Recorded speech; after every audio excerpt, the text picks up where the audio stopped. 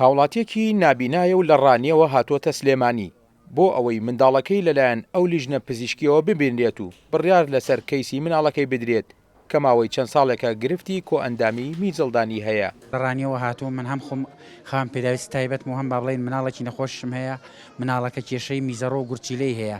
زۆربەی زۆری دکتۆرەکانم پێکردووە بەخوا بەس ئەیانوت لە دەرەوەی وڵات چارەسەری هەیە. ئیتر سوپاس کاقوبادی ژەکەین کە ئەو با بڵێن پرۆژەی ڕێخستووە ئەم کاری بۆمان کردووە، ئیتر نەچینە دەرەوەی وڵات و لێرەکانە چارەسەرمان بۆ بکرێت. سوپاسانەکەین بەڕاستی. ئەمانش ئەو خێزانانن کە نەخۆشەکانیان گرفتی گورچیلە و گرفتی میزڵدانیان هەیە. نەخۆشەکانیان بۆ نەشتەرگەری و وەرگرتنی چارەسەر پێویستیان بە دەرەوەی وڵات هەیە و خوازیارن کە لەم نەخۆشخانەدا چارەسەری گرفتەکەیان بکەن.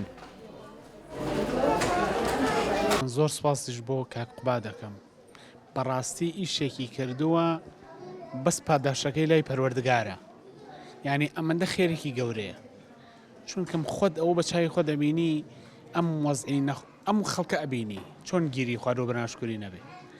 ئیتر من دەستخۆشییان لێکم، زۆر سپاسیانەکەم، هیوادارم بەردەوام بن لەم کارە خێرخوازیانە. زۆر سپاسی کاقوبا تاڵەبانیەکەین لەبەرەوەی من وەکو خۆم توانام نییە هیچ ئەو ئەمەلیاتە بکەم لە دەرەوەی وڵات و پێشیان بووتوم، یعنی بیبەوە بەریتانیا بێ بۆ هەندستان نەمتوانیوە. بەس ئێستا الحەمدوللا یعنی کە ئەو هاوکاریە مناڵانەی کردو و ئێمە کە ناتوانین مناڵەکان بەرینە دەرەوە سوپاسی ئەەکەم. پرۆفیسۆر پێدرۆ لۆپێز ئەو پزیشکە ئیسپانیە کە نەشتەرگەری بۆ ئەو هەوڵاتیانە دەکات گرفتی ئەندامەکانی گورچیلە و میزڵدانیان هەیە، باز لەو چارەسەرانە دەکات کە بۆ نەخۆشەکان دەکرێن. ئەو نەخۆشانەی ئەمڕۆ بینیمان زۆر ئاڵۆز بوون. لە هەفتەی داهاتوو لەگەڵ دکتۆر گۆران پلانی بۆ دادەنێن چۆن چارەسەریان بکەین و نەشتەرگەریان بۆ بکرێت ئەگەر پێویست بکات.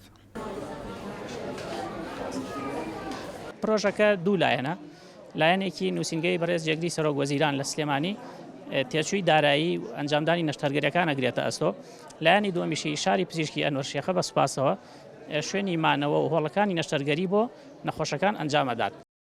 لە شاری سلێمانی و دەوروبەری بە سەدان هاوڵاتی لە تەمەنە جیاوازەکان بەهۆی دووچاریان بە نەخۆشیەکانی گورچیلە و میزەڕۆ پێویستیان بە چارەسەر هەیە لە دەرەوەی کوردستان.